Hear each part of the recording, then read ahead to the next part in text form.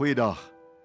Kolossense 3 vers 13 sê, ons moet vergewe, mekaar vergewe, soos Christus ons vergewe. Vergifnis is een van die moeilikste goed, maar een van die mooiste goed. Hoe vergewe 'n mens soos Christus? Hoe het hy vergewe? Nommer 1. Vergifnis hou nie boek van die kwaad nie. Wanneer Jesus ons vergewe, skryf hy nie al die sondes neer en onthou dit nie. Hy vergeet daarvan. Dis wat vergifnis doen, dit hou nie boek van die kwaad nie. Dit herinner jou ook nie aan wat jy gedoen het gister en verlede jaar en 30 jaar gelede nie. As jy iemand bly herinner aan wat hy jou gedoen het, het jy nooit vergewe nie. So nommer 1, om te vergewe soos Christus, moet jy nie boek hou van die kwaad nie.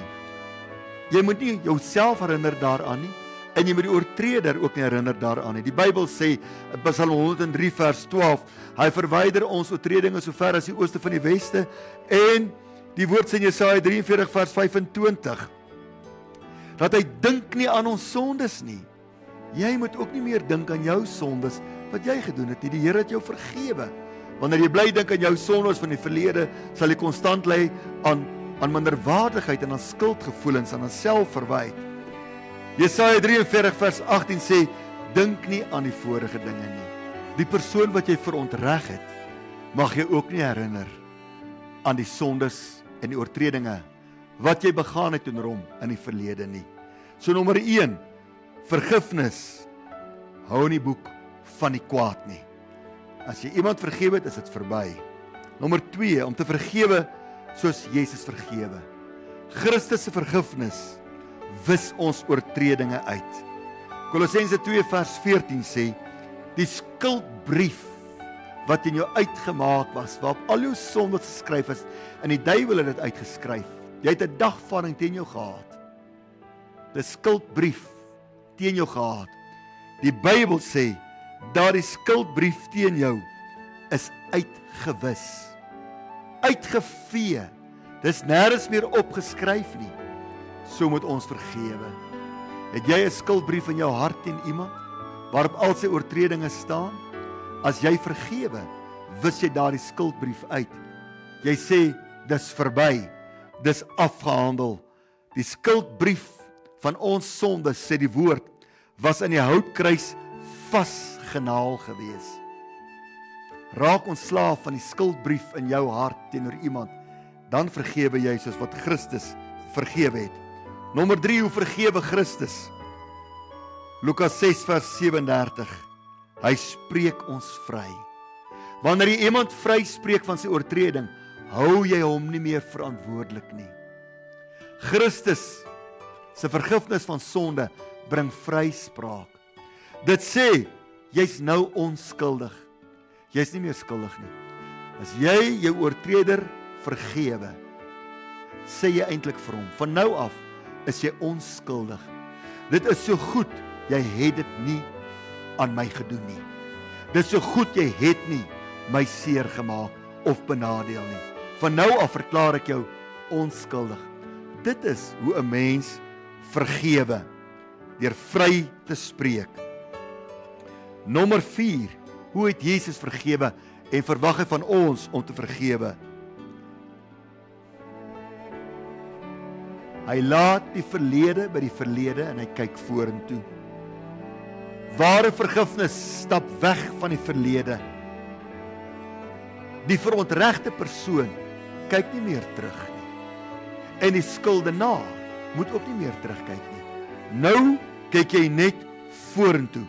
Jy beweeg vorentoe, want jy is vry gespreek. Die verlede is agter jou. As jy 'n moord gepleeg het, en jy's vergewe, en jy's vrygespreek deur God, is dit so goed, jy het dit nie gedoen nie. Dis verby. En jy moet dit so sien, teenoor jou oortreder, en teenoor jouself, wanneer ons teenoor die Here oortree. Nommer 5, hoe lyk Christus se vergifnis? Sy vergifnis maak vry. So moet ons ook ons oortreders vergewe. Ons sê vir hom, jy's vry. As daar nie vergifnis is nie, is jy gebind aan daai persoon. Hy bly gebind aan sy sonde teenoor jou, en jy bly gebind aan die hartseer wat hy veroorsaak het. Maar die oomblik as jy vergewe, word daardie nare band geknip. Hy word vrygemaak, jou oortreder, hy word vrygemaak van sy oortreding en jy word vrygemaak van die wrok en die haat en die seer in jou hart. En daarom is vergifnis so belangrik. Dit maak meer as een persoon vry. Jy wat seer gekry het en jou oortreder. En dan die laaste plek. Hoe het die Here vergewe? Deur vir ons in te tree. Ware vergifnis tree in. Aan die houtkruis van Golgotha het hy gebid vir ons, al die oortreders. En hy het gesê, Vader, vergewe hulle, want hulle besef nie, hulle weet nie wat hulle doen nie. Daardie is vergifnis, goddelike vergifnis. Hy weet ons het swakhede. Hy weet ons is dom. Hy weet ons worstel baie keer met verkeerde en met negatiewe en met stikkende emosies. Daarom tree hy vir ons in. Wanneer jy vir jou skuldenaar intree, omdat hy swakhede het, en hom nie veroordeel en vir hom kwaad bly nie. Wanneer jy vir hom begin intree vir sy swakhede, en die Here vra om hom heel te maak, om sy swakhede te genees en hom te herstel, dan vind daar 'n genesingsproses in jou eie hart plaas. En dit is die laaste ding wat ek in die voorhou. Ware vergifnis tree in vir die oortreder. As jy by daardie plek kan kom, wat jy voorbidding doen vir jou oortreder, dan sal jy jouself in 'n oorwinnaarsposisie in 'n plek van innerlike genesing. Dit is hoe 'n mens vergewe soos Christus. Kom ons bid saam.